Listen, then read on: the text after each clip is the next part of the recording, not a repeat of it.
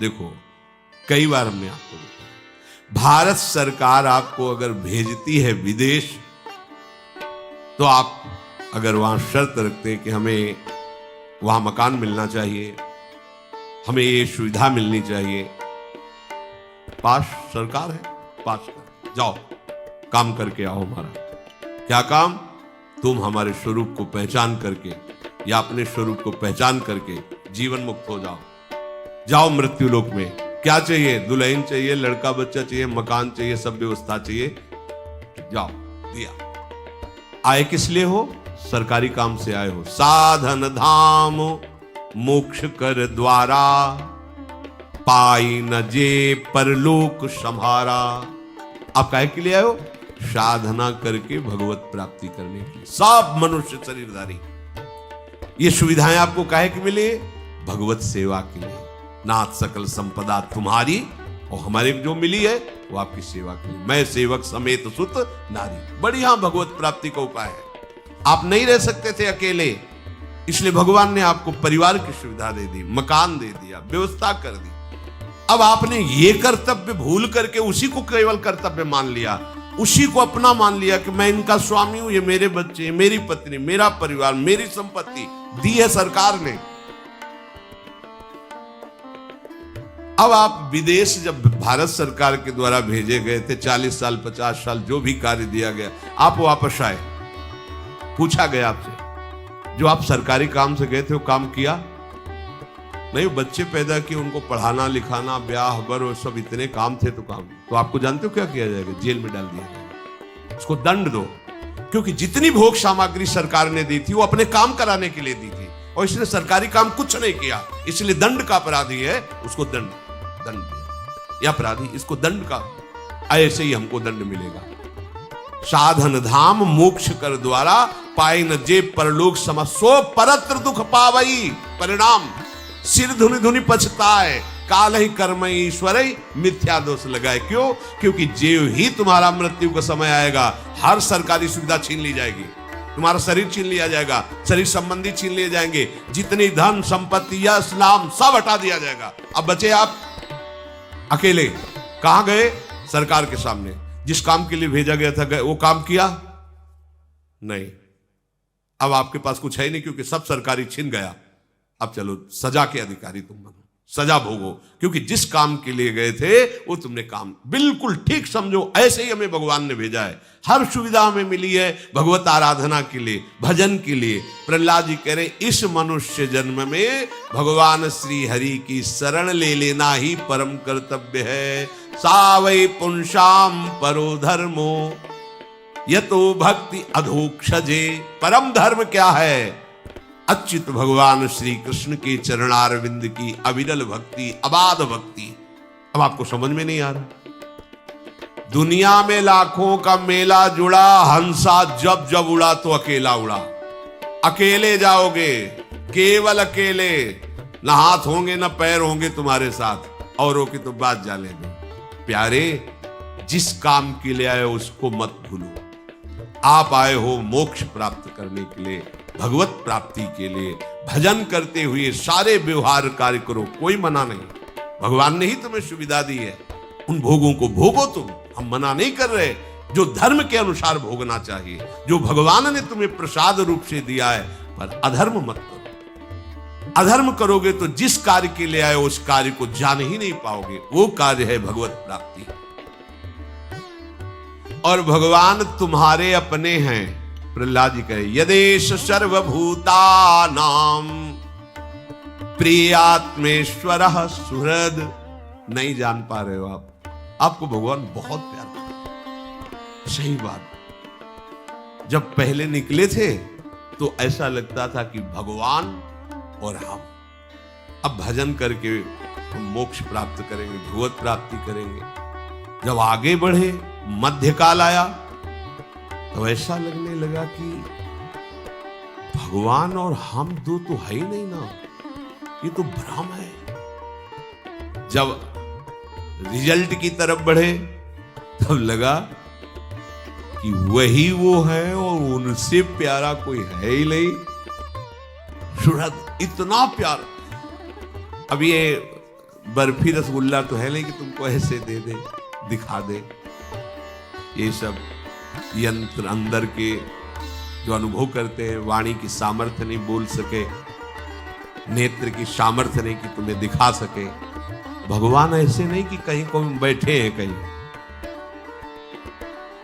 छिन छिन बिहरत सन। इतने प्यारे हैं, इतने उदार हैं, इतने नजदीक हैं। बस तुम क्या है कि ये जो और कुछ समेटे हो ना, इसलिए तुम्हें अनुभव में नहीं आ रहे। कहा कहो बड़ भाग, नित नित रति हरिवंश हित, नित बर्धत अनुराग। ऐसी उन्मत्तता छाती है, अपना कोई इतना बड़ा साथी हो जाए।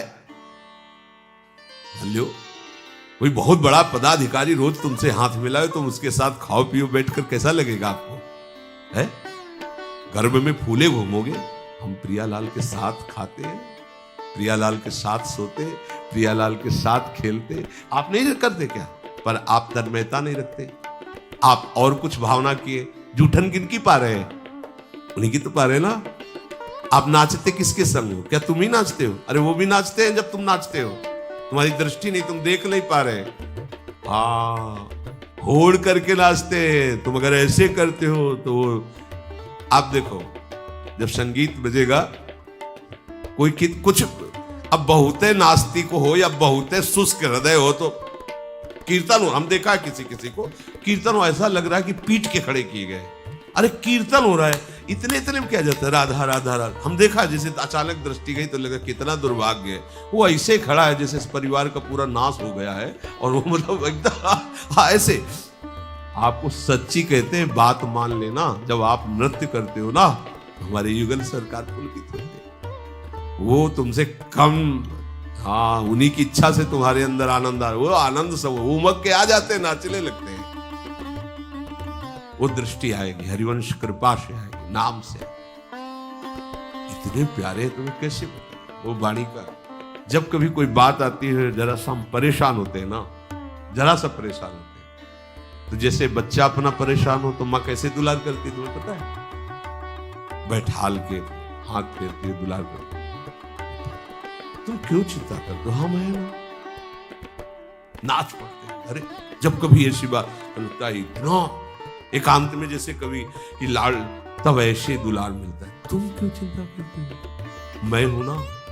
एकदम मस्ती आ जाती हो, नाच पड़ते हैं। क्या कितने कृपालु लाडली लाल। हम आपको कैसे? इस मनुष्य जन्म का एकमात्र परम कर्तव्य भगवान की शरण। कहां है भगवान?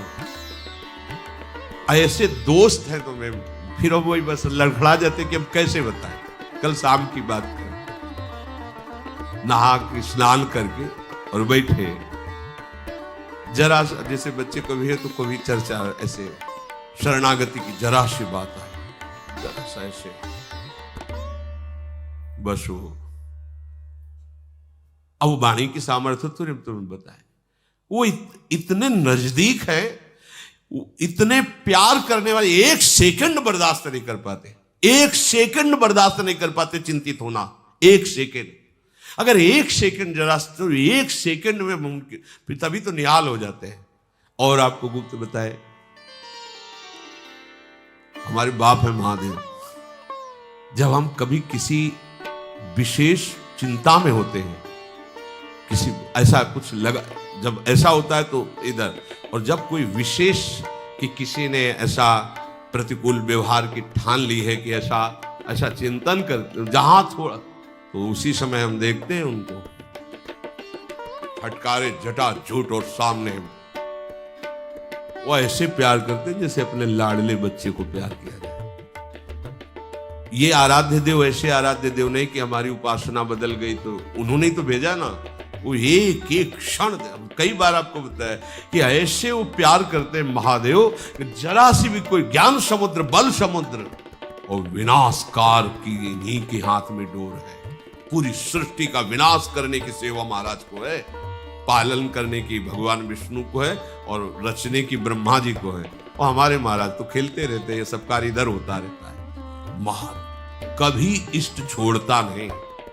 यहां सब कहीं हम कभी, जब से राधा वल्लभी एक चुल्लू जल नहीं चढ़ाया होगा महादेव जी को, कि आज भाई शिवरात्रि है, गुपचुप, क्योंकि वो 20 वर्ष हमारे प्राणाराध्य रहे कि भाई एक बूंद जय हो महादेव, कभी नहीं।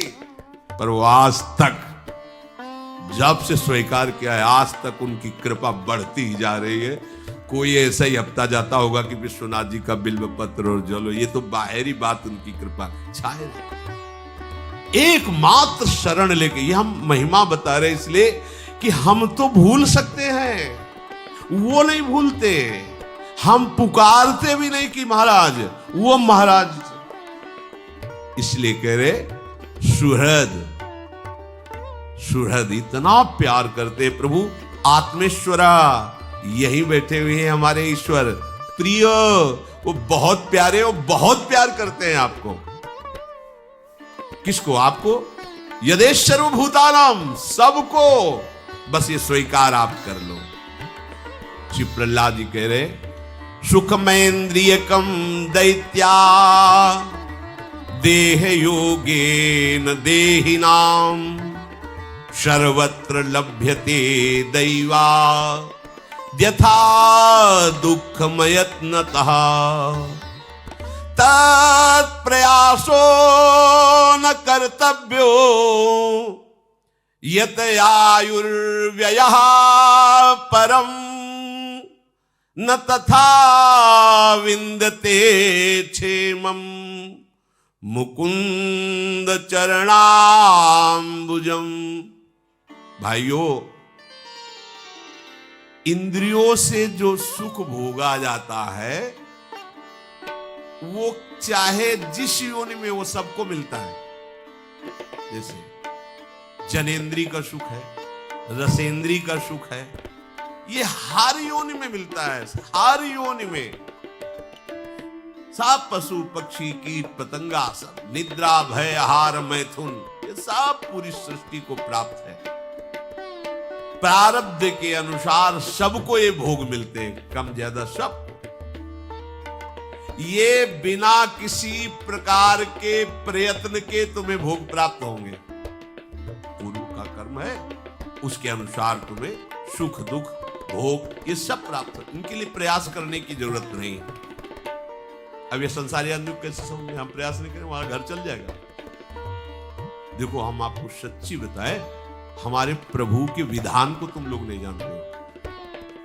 आप जितनी अपने ऊपर जिम्मेवारी लेंगे उतना ही आप परेशान होंगे। वो आपको अनुभव होगा कि अगर मैं ऐसा ना करूं, ऐसा ना करता तो ऐसा ना होता, ऐसा नहीं होगा। और आप अपना भार प्रभु को देके बैठ जाइए, उनके भरोसे, उनके शरणागत होकर उनकी आज्ञा के अनुसार बर्ताव कीजिए, फिर आपको दिखाई देगा मेरे किए कुछ नहीं हो रहा, सब हो रहा। और ऐसा सुंदर होगा कि आप देख लीजिए। पर वो अहंकार है, वो समझ में नहीं, बिना किए कैसे हो सकता है? कैसे हो सकता है? अच्छा कैसे हो सकता है?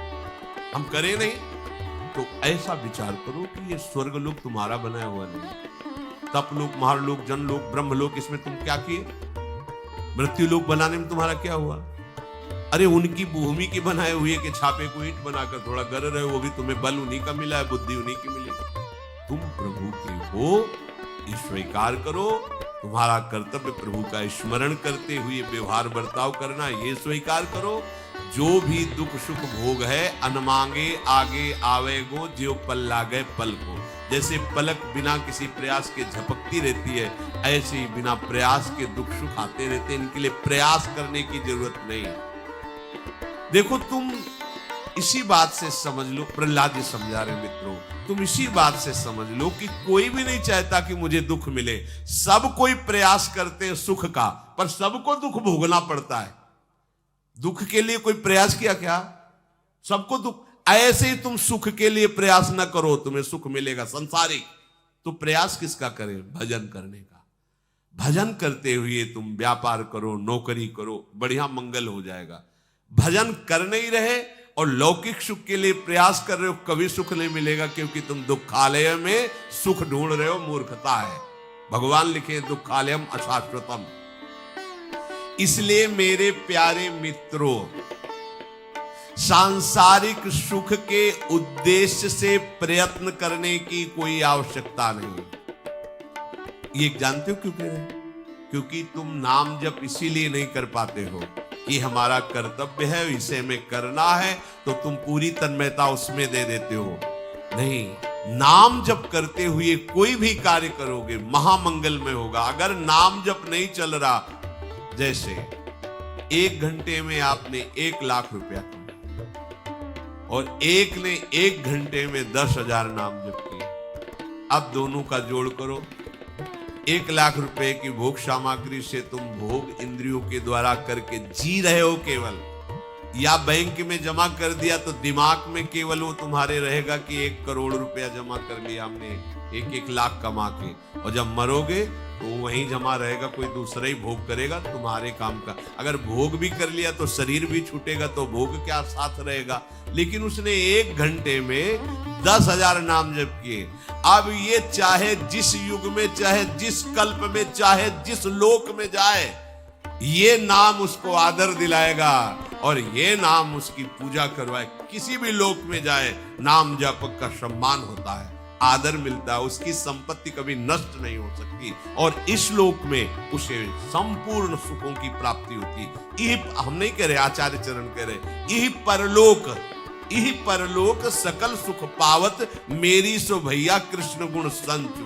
तुम्हें हमारी कसम है, बात मान लो, तुम्हें इस लोक में भरपूर सुख मिलेगा, परलोक में भी परमानंद। तुम कृष्ण का नाम जप करो, कृष्ण के गुणों का गायन करो, क्योंकि ये जो दुख सुख स्वयं मिलने वाला है, इसके लिए तुम परिश्रम करके भगवत विस्मरण करके आयु नष्ट कर रहे हो। ये बहुत बड़ी हानि है, इसकी पूर्ति नहीं हो सकती। जो इसमें उलझ जाता है वो भगवान का भजन कर ही नहीं पाता। देखो आप, ऐसी माया है कि भगवान की याद ही नहीं आने देती। घंटों क्या पूरा जीवन निकल जाता है। हमने विचरण करते समय देखा है, गांव के जैसे 2-4 लोग बैठे होते हो, कोई बहू की बात, कोई बेटे की बात, कोई प्रपंच की बात, कोई राम हरि कृष्ण की चर्चा नहीं करते मिलता कि भगवान का ऐसा स्वभाव, भगवान का ऐसा प्रभाव। ये तो भक्तजन करते हैं। हमारे सिर पर काल सवार है, काल को आना जाना नहीं, कभी भी कुछ भी वो लीला करके हमें नष्ट कर सकता है। इसलिए ये शरीर यद्यपि दुर्लभ है, फिर भी ये क्षण भंगुर है, पता नहीं कब नष्ट हो जाए, तो क्या करें, भजन करके हम अपना काम बनाएं। भयानक रोग आ जाए, भयानक विपत्ति आ जाए, तो हम भगवान को न भूलें, ऐसा अभ्यास कर लें। जब कष्ट आता है ना, तो अगर आपका अभ्यास भजन का नहीं, तो आप भजन नहीं कर सकते। या अधिक सुख आ जाए ना, तो आप भगवान, तो दोनों हमारे लिए भजन विरोधी बातें हैं, सुख या दुख। ऐसा अभ्यास करो कि अच्छे से अच्छी अनुकूलता आने पर भजन न छूटे और प्रतिकूलता आने पर भजन न छूटे। जो भजन का अभ्यास नहीं करता, तो जब शरीर स्वस्थ रहता है तो भोगों के भोगने में समय जाता है, और जब रोगग्रस्त हो जाता है तो भोगों का चिंतन और रोगों का चिंतन, भयानक कष्टमय जीवन। इसलिए बुद्धिमान पुरुष को चाहिए कि यावत स्वस्थ विदम कलेवरम यावत च दूरे जरा। जब तक तुम्हारा शरीर स्वस्थ है, बुढ़ापा दूर है, काम बना लो। अपने लोग जानते हो कैसे होते हैं? आग लगने पर कुआं खोदना शुरू करते हैं। आग लगने पर कुआं खोदना शुरू करते हैं। क्या? अब जब दिमाग काम नहीं कर रहा, बुढ़ापा आ गया है, पानी लेके पी नहीं सकते, तब सोचते चलो सन्यास ले लो। किसका सन्यास लो? वैसे सन्यासी हो गए हो। किसका सन्यास? नारी मुई घर संपत्ति नासी, मूड मुड़ाए भय सन्यासी। तो भाव ना हो तो भी हो गए सन्यासी, अब क्या है? वास्तविक बात है, जब तुम्हारी इंद्रियां स्वस्थ हैं, तब तुम धर्म पूर्वक चलते हुए भजन करो। नहीं, जब रोगग्रस्त बुढ़ापाग्रस्त हो जाओगे, ये सब केवल बाहरी वेशभूषा होती, भजन नहीं होता। हमने देखा है जो गृहस्थी से सन्यासी हुए, वो कोई बहुत है जो पहला अभ्यास किए रहा, वही नहीं तो जहां बैठे तो वही बातें संसार की होती। देखा है हमने, देखा। इसलिए ये होगा आग लगने पर कुआं खोदना, कि जब सब काम निपट जाएंगे तब भजन करेंगे। तो तुम निपट जाओगे, आग लगी, अब कुआं खोदने से क्या होगा? वो तो जब तक तुम इधर प्रयास कर रहे हो भस्म कर देगा। अब तो आग लग गई। बुद्धिमान पुरुष वही कि आग लग ना जाए इसके लिए पहले से हम कुआं खोद के तैयार रखें। हमारा जीवन नष्ट ना हो जाए इसके लिए हम भगवत भजन करके तैयार रहें। मरने के लिए हमारी तैयारी क्या है? जीने के लिए तो सब तैयारी कर रहे हो, पर जियोगे कहां? मरना तो पड़ेगा। मृत्यु लोक में हो तो मरने की तैयारी कौन कर रहा है? कोई तैयार हो रहा है मरने के लिए? हमने तो मरने की तैयारी कर ली। क्या एक क्षण भी भगवान का विस्मरण न हो, यह है मरने की तैयारी। इस समय जो हमें अवसर मिला है वो केवल भगवत प्राप्ति के लिए। चूको मत। दिन प्रतिदिन कलिकाल बढ़ता जा रहा है, दिन प्रतिदिन भगवत भजन की असुविधा बढ़ती जा रही, दिन प्रतिदिन भगवान के प्रेमी महात्मा अंतर ध्यान होते चले जा रहे, दिन प्रतिदिन हमें ऐसा संग मिलता जा रहा है जो हमारी बुद्धि को हरि गुरु से बिलक कर दे। बरुभल बास नरक करता था, दुष्ट संग जन दे विधाता। भगवान मुझे नरक में रख दे अच्छा, पर भगवत विरोधी दुष्टों का संग ना हो। क्यों? भगवत विरोधी दुष्टों के संग से महत अपराध बन करके हमारा जीवन ऐसा हो जाएगा जो कहीं भजन के लिए ठहरने, नरक भोगेंगे तो हमारे पाप नष्ट होंगे, आगे बढ़ने का रास्ता है। लेकिन अगर वैष्णव विरोधी जनों का संग करेंगे, वैष्णव दोष दर्शन करेंगे तो हमारा मार्ग रुक जाएगा। यही तो भूल हो गई हिरण्यकश्यप को कि 5 वर्ष का बालक है, ये क्या बिगाड़ लेगा। नहीं सोचो, नहीं सोचो। 100 ग्राम पुराने पेड़ा दुकान वाला ने दिया और जब राधा वल्लभ जी को भोग लगता है तो हम सब ललचा जाते हैं और हाथ जोड़ के भैया थोड़ा हमको भी दे दीजिए। वो मीठा नहीं, अब वो पेड़ा नहीं है, वो जब ऐसे इतना देते ना तो हृदय प्रसन्न, हमारे प्रीतम का उच्छिष्ट है। क्यों? अभी तो दुकान में रखा था, अभी अभी की बात है, दुकान में था आधा घंटा पहले। तुम उसको दुकान वाला पेड़ा समझते हो? श्री जी का प्रसाद है, अपराध लगेगा। और ये जो बच्चे बच्चियां भगवान को समर्पित संपूर्णतया, तुम इनको बच्चा समझते हो? 100 ग्राम जड़ पेड़ा, जड़ पदार्थ प्रभु को समर्पित हो गया तो प्रसाद हो गया। और ये चैतन्य घन प्रभु को समर्पित हो गए, नहीं जानते कौन भगवान है, नहीं जानते कौन श्री जी है।